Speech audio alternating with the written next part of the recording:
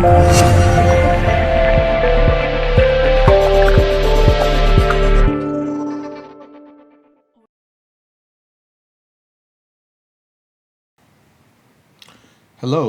and welcome to Camera Review. Today we are looking at Panasonic's Lumix GH5 and what it means for the camera industry. To better understand this camera, we must go back in time to the early days when DSLR and mirrorless cameras began offering video capabilities.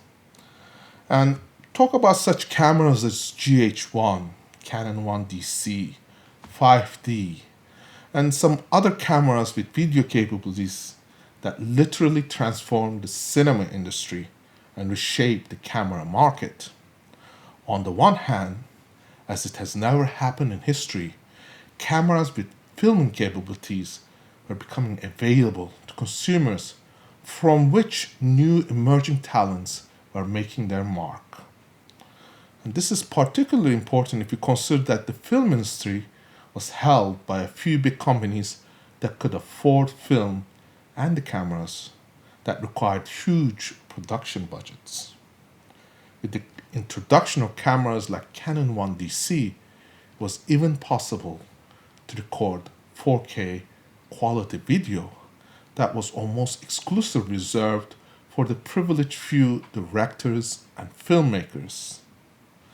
In a matter of almost overnight transformation, camera companies started competing to bring video capabilities to their DSLR and mirrorless cameras. And of course, when we look at this trend, we see a separation between those camera companies that continue to bring better video capabilities to their lineup and those who are holding back these advancements from appearing in their cameras for various reasons. And I want to touch upon these important points because it will help us to understand the importance of Panasonic's GH5 camera better. So let's start first by talking about the camera that offered 4K capabilities, namely Canon 1DC. And when we look at Canon's legendary 1DC camera, it literally shook the camera market to awaken it to a new era. Yes, it was $18,000 when it first came out, but it changed the way consumers could view cameras as more than just photography cameras. Then professional grade C line of film cameras followed from Canon. Namely, they ranged in features from C100 all the way to C500. But the DSLR type of camera king was Canon 1DC. Now, let's look at what Canon is doing with their flagship cameras, the latest one especially. We see that their C-Lux coding is gone, which automatically reduces the post-production options for the footage you may get from Canon's 1DX Mark II. And you may wonder why. Why did Canon remove something like C-Log from their flagship cameras? Or why would Canon take out a feature that would make their videos from the cameras look good? The answer is simple. Since the introduction of Canon 1DC, the quality got better and better, and almost all cameras, especially with the lineup of Sony's cameras, all the way up to the current Canon cameras, began offering 4K quality recording.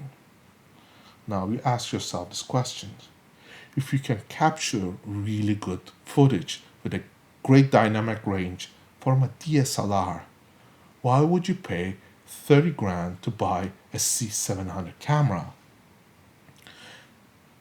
Canon had to make sure that their DSLR cameras remain consumer grade for video because they did not want to cannibalize the sale of their higher price C-line of film cameras. Of course, C-line offers features like slow motion, but so does Canon 1DX Mark II. You get 60 frames a second, that's slow-mo in 4K, but the quality is not the same as the C-line or the 1DC, If you look at how many megabits per second for 24 frame of 4K recording you get on a 1DC, is that you get 500 megabits. What about the Canon 1DX Mark II, which uses the same MJPEG codec? It's 300 megabits per second. Somewhere the quality had to be reduced. Some compromises had to be made to not hurt the sales of the legendary C line of film cameras, which of course are priced rather differently than the DSLR cameras. What I'm trying to get to is that the Canon wanted to draw a line that set a limit to the video quality of their DSLR cameras. You might ask, what about the Canon 5D Mark IV?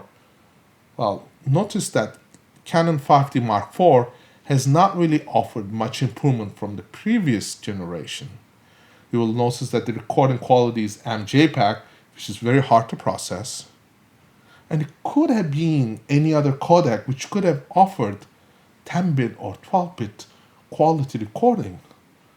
But Canon didn't want to change that. They wanted to leave the bit rate at 8. And it's a well-planned strategy. It goes to demonstrate where the current trend in camera industry is heading. And I want to talk about this because there's one other company that is taking a similar path as Canon. That's Leica.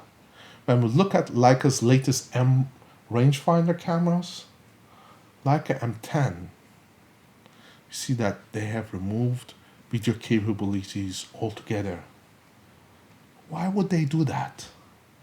Because Leica knows that if they wanted to stay competitive, they would have to introduce 4K recording capabilities to their $7,000 camera, which, by the way, is not stabilized, nor offers such things as electronic viewfinder built in.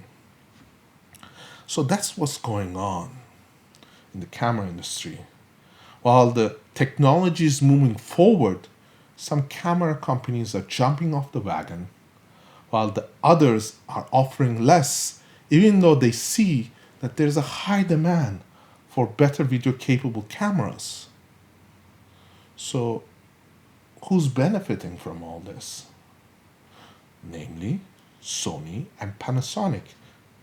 See, Sony bucked the trend and introduced such cameras as A7 Mark II, with 4K recording and S-Log that allowed color grading. So they also made sure they opened their doors to anyone who wanted to migrate to their system by offering adapters. So today you can buy a Sony camera, slap on an adapter and use Canon lenses with autofocus. Not to mention that Sony made it smartest move of all by partnering with Zeiss to have an ecosystem of great lenses. Of course, there are not as many lenses in Sony's lineup as in Canons and Nikons, but most Sony users who film don't use super zooms. What Sony buyers need are lenses like 50mm or 35mm or even some wide-angle lenses. And Sony has built an impressive lineup of lenses for all those focal lengths, and they are built in Japan. And what makes their lenses great is that they are sharp with high quality optics. Plus the fact that their cameras offer stabilization, and they even have built-in stabilization in their lenses, making them really solid. And they are ideal for filming purposes. But you might ask, what about Panasonic? So let's talk about Panasonic. Panasonic has some of the most amazing lenses and optics in the business because they partner with Leica, which is one of the best optics manufacturers in the world. But they're not produced in Germany, they're produced in Japan, fairly priced, great quality, and a third of the price of a regular Leica lens. Smart move. So Sony has Zeiss, Panasonic has Leica, two of the best optics manufacturers in the world. And then we look at the camera like GH5. has built-in stabilization, making filming fun. Plus, not to mention the amazing photo capabilities at an incredible price. And you might ask, how incredible? Well, you can buy three Panasonic GH5 cameras for the price of a single Canon 1DX Mark II. Quality-wise, Panasonic delivers a higher quality in video. They offer 10-bit recording for $2,000. And what about Canon 5D Mark IV? After years and years of leading video market with their cameras in the 5D range, what has Canon offered in terms of the new Mark IV? Nothing much. This is something else that's important to consider, because if you are in the market to buy a video-capable camera, you are going to cross-compare different cameras to make the best buying decision. And we look at GH5, it offers much more than 5D Mark IV at an incredible price.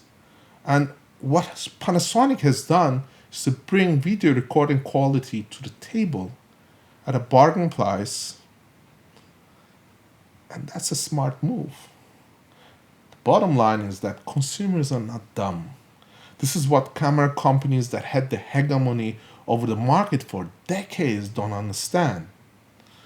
When you price compare, quality match, you can see that Panasonic GH5 delivers an incredible quality that no other company can match, with the possible exception of Sony, which delivers a video quality in a different package.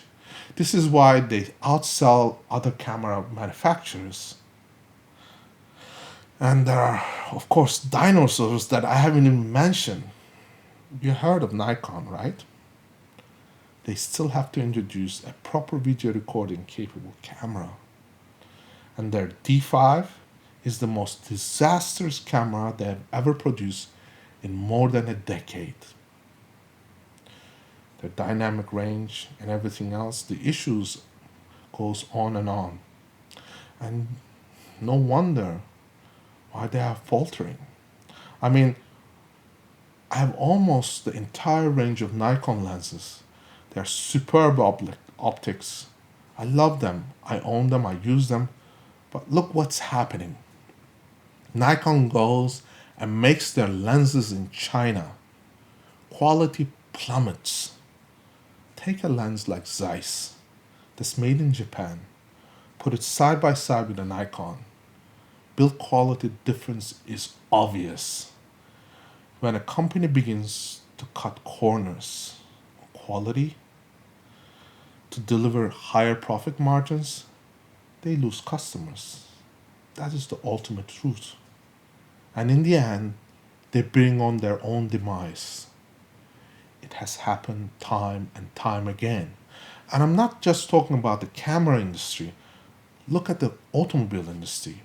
How many companies have gone down because they began cutting corners on quality? Now, some of you might remember how that ended for Harley Davidson in the early 1980s. What I am trying to say is that both Sony and Panasonic are on the right track or right trend to bring better and better cameras into the market. So in 2 years from now, the picture of camera market sales and camera shares are going to look radically different than what we see today. We're probably going to see Nikon shrink. They don't bring something to the table. And let's be honest here. Panasonic's GH5 is a new camera. It records 4K, it has slow-mo, it has high bit rate. You can use Vlog. Now, some of you may not know Vlog. Well, Vlog is perhaps the best coding system for video. Why hasn't other camera companies or manufacturers have adopted this? With the exception of possibly Sony, which has its own proprietary coding system, why has Canon abandoned C-Log? And you'll wonder, having a good quality coding makes as much difference as having a good lens on the camera. Because if the quality you capture is not recorded right, it will be lost. Now, some have argued that the GH5 sensor, being a micro four thirds sensor, is small. And yes, it is. It's small compared to a full frame sensor. And there is no denying of that fact. But look what Panasonic has done. See, when you buy a full frame camera, when it's recording video, it crops. With the new GH5, the recording is done on a larger portion of the sensor. In fact, the crop has gone down from 2.3 to 2 for a 4K recording. And that I call an improvement. The footage is great. In low light, it still performs decently. It has a 10-bit quality. And in the post, you can extract details from the shadows, which is beautiful because it makes your footage look better, even under low light circumstances. And that's a lot more than what most camera companies are delivering. And as a conclusion, I could say, get a GH5. Yes, even though I prefer to film with my Red Epic Dragon, I still need a B-roll camera. And GH5 works great for that. And before we bring this to a close, I would like to ask you to take a moment to visit the comment section below. There you will see a donation button. And if you have enjoyed this review, I invite you to support us to make more videos. And our promise to you is to bring you independent, unbiased reviews with the highest quality content. And in return, we ask that you help us, even if it's for a small sum. It helps us to produce these videos for you to watch and make better buying decisions. And we thank you for watching, and we'll see you in our next review.